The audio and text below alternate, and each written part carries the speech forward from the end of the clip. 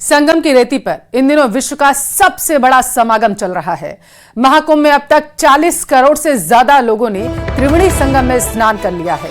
महाकुंभ में 25वें दिन भी श्रद्धालुओं की भारी भीड़ देखी जा रही। कल 77,20,000 श्रद्धालुओं ने पवित्र स्नान किया। इनमें 10 लाख कल्पवासी और 67,20,000 श्रद्धालु शामिल हैं। अब तक महाकुंभ मेले के 4 स्नान पर्व पूरे हो चुके हैं, जबकि अखाड़ों ने तीनों अमृत स्नान पूरा कर लिया। इसके बाद भी देश के कोने कोने से बड़ी संख्या में श्रद्धालु महाकुंभ मेले में स्नान करने के लिए पहुंच रहे हैं।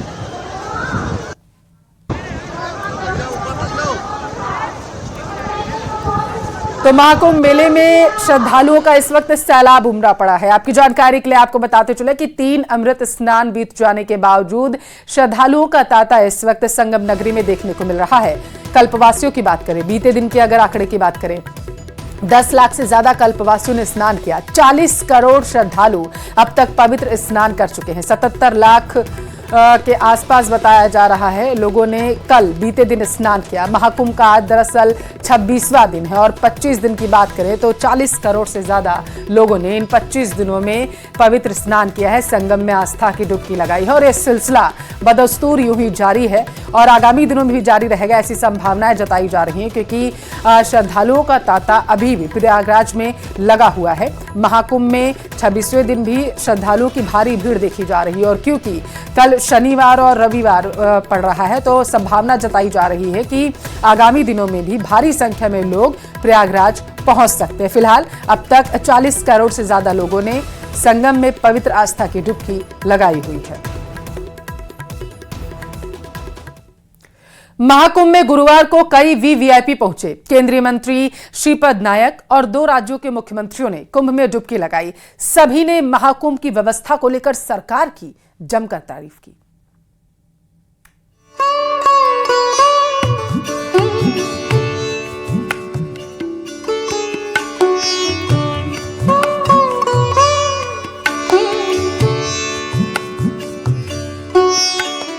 महाकुंभ में श्रद्धालुओं का रैला लगा हुआ है। रोजाना लाखों की संख्या में श्रद्धालु पहुंच रहे हैं। आम श्रद्धालुओं के साथ साथ वीवीआईपी लोगों के पहुंचने का भी सिलसिला जारी है। गुरुवार को हरियाणा के मुख्यमंत्री नायब सैनी, मणिपुर के मुख्यमंत्री एन बीरेन सिंह और केंद्रीय मंत्री श्रीपद नायक ने त्रिवेणी में आस्था की डुबकी लगाई। त्रिवेणी में आस्था की डुबकी लगाने के बाद में संगम तट पर विशेष पूजा अर्चना की गई। इस दौरान सभी नेताओं ने महाकुंभ की व्यवस्था को देखकर योगी सरकार की जमकर तारीफ की। केंद्रीय मंत्री श्रीपद नाइक ने इस शानदार व्यवस्था के लिए योगी और मोदी सरकार का आभार जताया। व्यवस्था के बारे में सचमुच माननीय मोदी जी के नेतृत्व में, माननीय योगी जी के नेतृत्व में जिस तरह से व्यवस्था यहाँ बनाई है, उसकी वो कहने के लिए कोई हमारे पास शब्द नहीं है। देश भर के सभी लोगों के सभी लोगों के तरफ से फिर एक बार योगी जी का और मोदी जी का तहे दिल से धन्यवाद करता हूँ कि इतना बड़ा मेला उन्होंने यथास्थिति में सभी सुविधा सभी को देके आज पूरा हो रहा है। हरियाणा के सीएम नायब सैनी अपने परिवार और बीजेपी प्रदेश अध्यक्ष के साथ में महाकुंभ पहुंचे थे। उन्होंने त्रिवेणी में स्नान के बाद में संगम तट पर पूजा की। इस दौरान नायब सैनी ने स्थानीय लोगों से बातचीत कर व्यवस्था के बारे में जानकारी ली। लोगों से बातचीत के बाद में उन्होंने भी योगी सरकार की तरफ से किए गए इंतजाम को जमकर सराहा।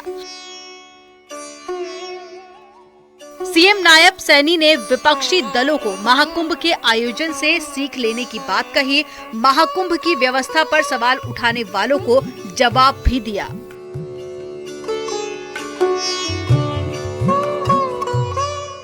उत्तर प्रदेश के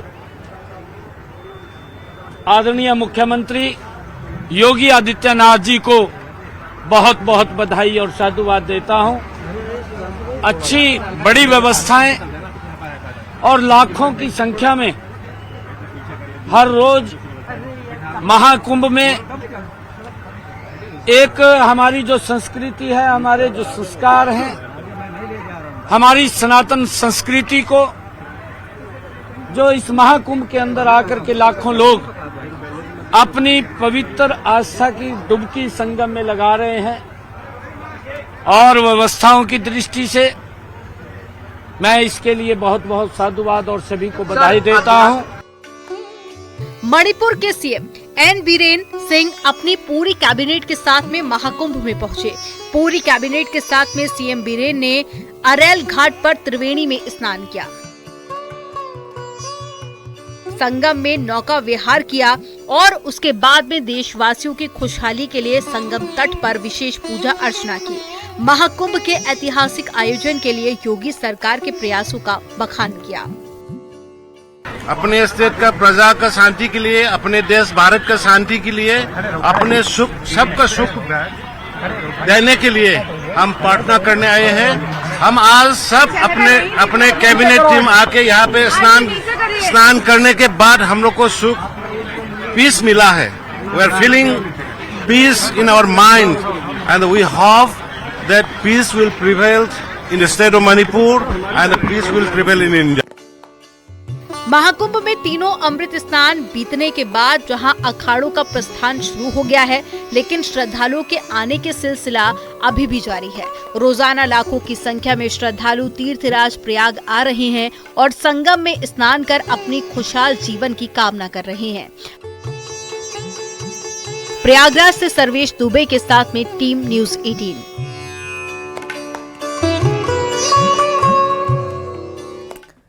उधर पाकिस्तान से भारत पहुंचे हिंदू समुदाय के लगभग 68 लोगों में महाकुंभ को लेकर अलग ही उत्साह है। पाकिस्तान से आए इस ग्रुप में डॉक्टर, इंजीनियर और कारोबारी शामिल हैं। हिंदू समुदाय के इन लोगों ने महाकुंभ में की गई व्यवस्थाओं के लिए योगी सरकार की तारीफ की है।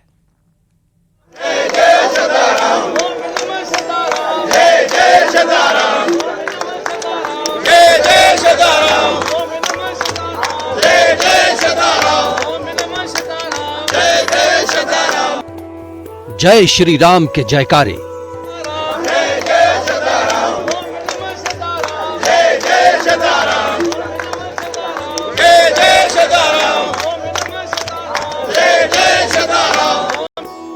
महाकुंभ में पाकिस्तान से आए हिंदू श्रद्धालु। हिंदू श्रद्धालुओं में गजब का उत्साह।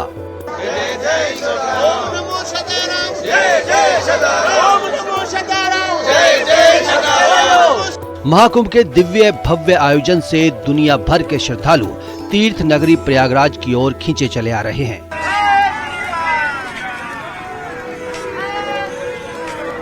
प्रयागराज महाकुंभ दुनिया को सनातनी एकता का संदेश दे रहा है, जिसके चलते महाकुंभ में आस्था की डुबकी लगाने के लिए लगातार विदेशों से भी हजारों की संख्या में श्रद्धालु पहुंच रहे हैं।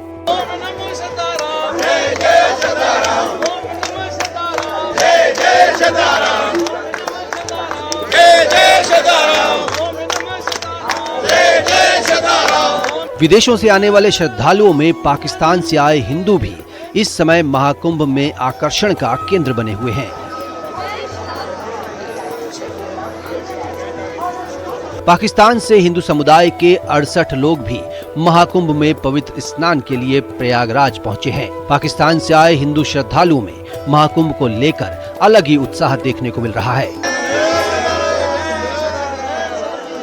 पाकिस्तान से महाकुंभ पहुंचे हिंदू समुदाय के लोगों ने महाकुंभ में की गई व्यवस्थाओं की जमकर तारीफ की और महाकुंभ में स्नान के लिए वीजा मिलने पर सभी ने भारत सरकार को धन्यवाद भी दिया। सबसे बड़ी बात है कि प्रयागराज की धरती पर पहुंचते ही सभी पाकिस्तानी नागरिक जय श्री राम के जयकारे लगाते हुए स्टेशन पर ही नाचते गाते नजर आए।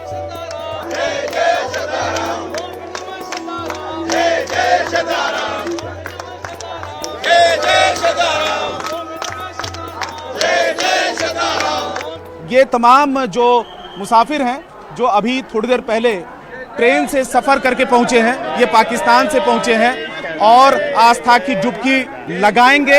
यहाँ पर पहुंचे हैं 68 लोगों का दल यहाँ पर पहुंचा है भारत प्रयागराज। क्या नाम हुआ आपका? प्रियंका। प्रियंका जी, आप कहाँ से मैम? हम सखर सिंध से। सिंध से। आपके साथ कितने लोग हैं? हमारे साथ 68 पर्सन है हम। तो यहाँ पर क्या क्या प्रोग्राम है आप लोगों का? हमारा प्रोग्राम पहले तो यहाँ पर प्रयागराज में ही है हम। 3 दिन यहाँ पर हमारा स्टे है। और फिर हम अपने सदगुरु शदाड़ी दरबार जाएंगे, रायपुर जाएंगे हम। अच्छा। वहाँ पर स्टे है हमारा। अच्छा। और उसके बाद हम हरिद्वार भी जाएंगे। हमारी भरी तमन्ना थी कि हम पाकिस्तान से यहाँ आके श्रद्धालु जन यहाँ स्नान करें और पवित्र गंगा में नहा के हम अपना जीवन सफल करें। और हम थैंकफुल हैं इंडिया गवर्नमेंट के, जिन्होंने हमें वीज़ा इशू किया है। और हम समझते हैं कि आज जब हम डुबकी लगाएंगे तो हमारा जीवन सफल हो जाएगा, हमारा जन्म सफल हो जाएगा। त्रिवेणी संगम पर पवित्र स्नान करने के बाद पाकिस्तान से आए इन हिंदू श्रद्धालुओं ने महाकुंभ मेले में की गई योगी सरकार की व्यवस्थाओं की जमकर तारीफ की। बड़ा अच्छा लगा, बड़ा आनंद आ रहा है। हम पाकिस्तान सिंध से आए हैं।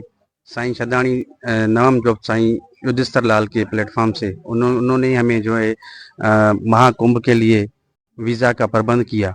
हम यहाँ पहुँच के बड़ा आनंद आ रहा है, बड़ा सुकून आ रहा है।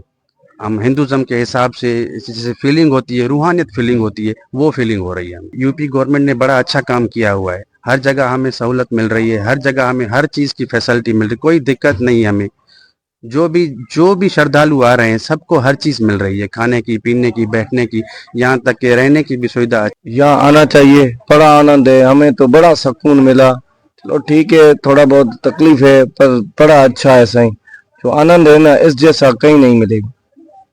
महाकुंभ जैसा? महाकुंभ जैसा बहुत ही अच्छा अनुभव रहा, बहुत ही मजा आया और पवित्र हो गए हम। जो साथ भावी रख के आए थे वही पूरी हो गई हमारी। यानी आपकी जो मन की मुराद थी वो पूरी हो गई।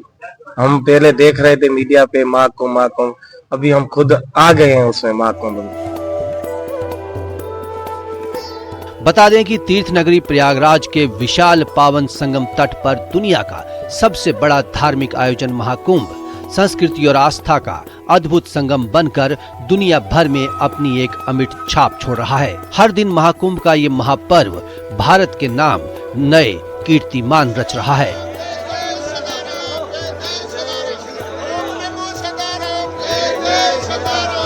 Bureau report, news 18।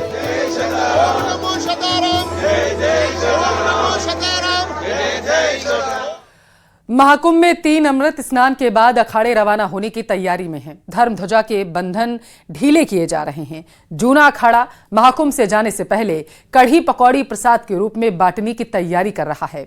आज शैव परंपरा के अखाड़ों की काशी के लिए रवानगी होनी है।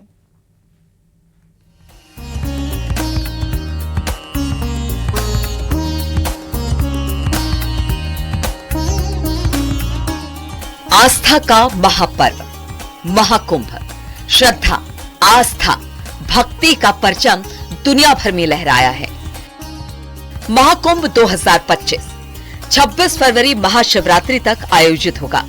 हालांकि महाकुंभ के प्रमुख तीनों अमृत स्नान संपन्न हो चुके हैं, जिसके चलते अखाड़ों का महाकुंभ से प्रस्थान होना शुरू हो चुका है। 13 में से 7 सन्यासी अखाड़ों के नागा साधु और सन्यासी काशी के लिए 7 फरवरी से प्रस्थान करेंगे। 7 फरवरी को जूना अखाड़ा कढ़ी पकौड़ी बांटेगा। जूना अखाड़ा महाकुंभ से जाने से पहले कढ़ी पकौड़ी प्रसाद के रूप में बांटता है। सनातन परंपरा में कुल 13 अखाड़े हैं। 13 अखाड़ों में शैव परंपरा के यानी सन्यासी अखाड़े हैं, वो 7 फरवरी से प्रयागराज महाकुंभ से वाराणसी के लिए प्रस्थान करेंगे। वाराणसी प्रस्थान करने से पहले अखाड़ों में कढ़ी और पकौड़ा बांटने की परंपरा है। सभी अखाड़ों के नागा सन्यासी और जो महामंडलेश्वर, मंडलेश्वर और जो जगत गुरु होते हैं वो अखाड़े के शिविर में बैठकर कढ़ी पकौड़ी खाते हैं। उसके बाद यहाँ से वो प्रस्थान करते हैं और इसी परंपरा के चलते 7 फरवरी को जूना अखाड़ा से लेकर दूसरे शैव अखाड़ों में इस तरह से कढ़ी पकौड़ी बांटी जाएगी। यह कढ़ी पकौड़ी लोगों में भी, श्रद्धालुओं में भी प्रसाद के रूप में बांटे जाने की परंपरा है। वही बात महाकुंभ से पंच अग्नि अखाड़े के प्रस्थान की करें तो श्री पंच अग्नि अखाड़ा 12 फरवरी तक महाकुंभ में रहेगा। 12 फरवरी को पूर्णमासी का पर्व स्नान है। श्री पंच अग्नि अखाड़े के साधु संत स्नान कर महाकुंभ से प्रस्थान करेंगे। कुंभ में बात अगर श्री पंच अग्नि अखाड़े की करें तो पंच अग्नि अखाड़े के नागा साधु और सन्यासी 12 फरवरी तक महाकुंभ के शिविर में रहेंगे।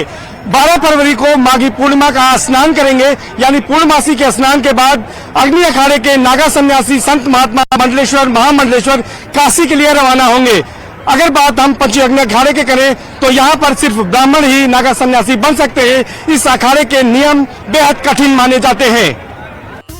15 फरवरी को तपोनिधि श्री आनंद अखाड़ा शिविर महाकुंभ मेले से हटेगा।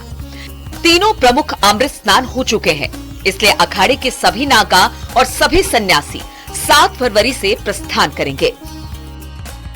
वहीं बात अगर तपोनिधि आनंद अखाड़े की करें तो आनंद अखाड़े के संत महात्मा और नागा सन्यासी 15 फरवरी तक महाकुंभ के शिविर में रहेंगे। हालांकि आनंद अखाड़े के नागा सन्यासी निरंजनी अखाड़े के साथ ही अमृत स्नान करते हैं, लेकिन निरंजनी अखाड़े के 7 फरवरी को काशी जाने के बाद भी आनंद अखाड़े के तमाम नागा सन्यासी यहीं पर मौजूद रहेंगे और 15 फरवरी को पूरी तरह से काशी के लिए प्रस्थान करेंगे। 3 बैरागी अखाड़ों के महाकुंभ से जाने की तैयारी भी पूरी हो चुकी है। अखाड़ों के प्रमुखों के मुताबिक 7 या फिर 8 फरवरी को वैष्णव साधु महाकुंभ से रवाना होंगे। कुछ महात्मा खालसाधारी नागा लोग महाकुंभ में पूर्णिमा तक रहेंगे। काशी जाने से पहले अखाड़ों के शिविरों में जो धर्म ध्वजा स्थापित होती है, उनके बंधन ढीले करने की परंपरा है।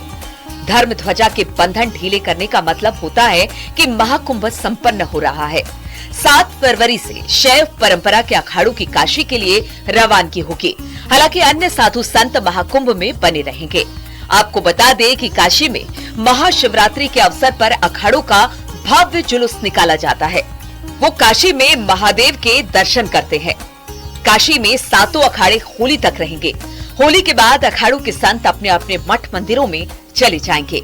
ये परंपरा जगत गुरु शंकराचार्य जी के समय से चली आ रही है। Bureau report, news city.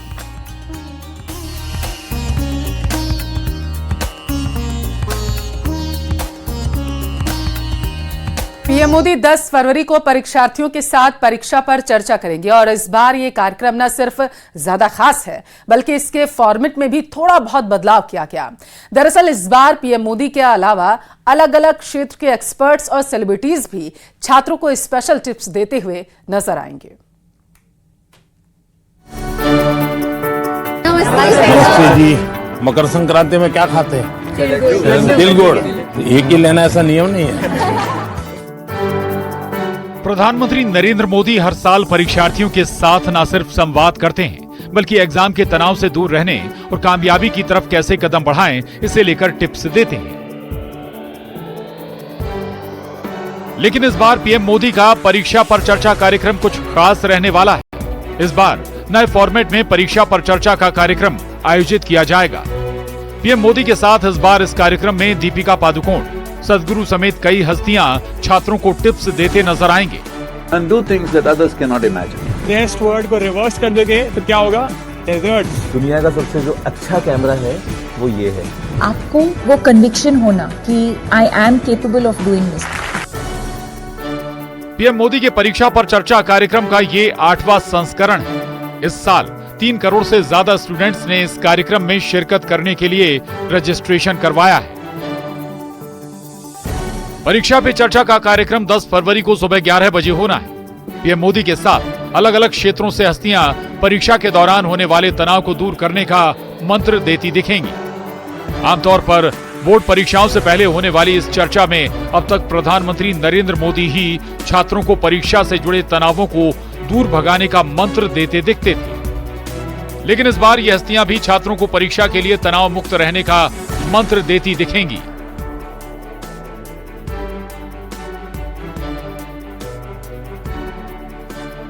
इस बार परीक्षा पे चर्चा ने रजिस्ट्रेशन के सारे रिकॉर्ड को तोड़ दिया है।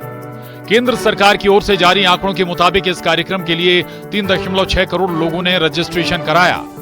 इनमें 3.3 करोड़ स्टूडेंट्स, 2.7 लाख शिक्षक और 5.5 लाख अभिभावक शामिल हैं। इनमें से चुनकर 2500 लोगों को भारत मंडपम में लाइव कार्यक्रम के लिए बुलाया जाएगा। फिर इन 2500 में से टॉप 10 लीजेंडरी एग्जामिनेशन वॉरियर्स को प्रधानमंत्री के आवास पर जाने का मौका भी मिलेगा। Bureau report, news 18।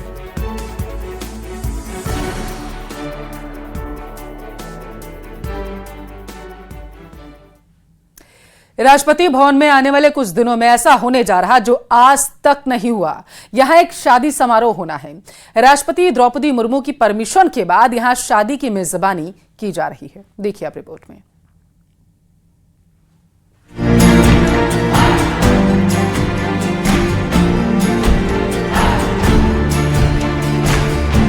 Rashtrapati Bhavan जितना ऐतिहासिक है, उतनी ही खूबसूरत इसकी इमारत है।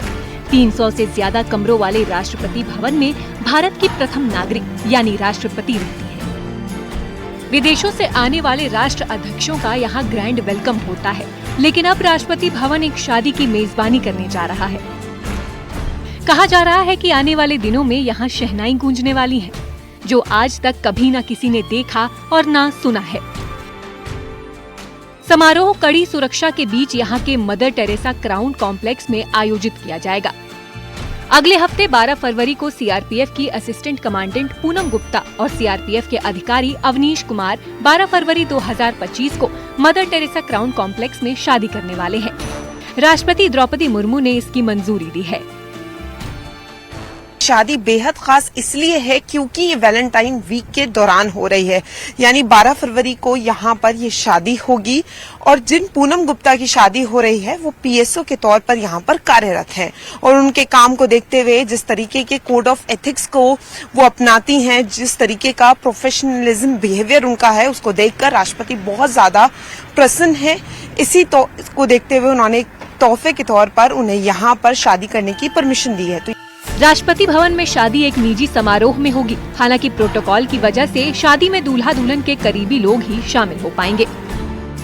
ये बताया गया है कि जो शादी होगी इसमें कुछ प्रोटोकॉल्स जो हैं उनको फॉलो करना होगा और बहुत ही कम गेस्ट को बुलाना होगा, क्योंकि यहाँ पर सिक्योरिटी और प्रोटोकॉल जो है वो फॉलो किया जाता है, क्योंकि कुछ तरीके के खास परमिशंस भी लिए गए हैं, क्योंकि इससे पहले यहाँ पर कभी शादी नहीं हुई है। तो पहली बार ऐसा होने वाला है कि 12 फरवरी को राष्ट्रपति भवन में शहनाई जो है वो गूंजेगी। दिल्ली से संजीव वर्मा के साथ फराह खान, न्यूज 18।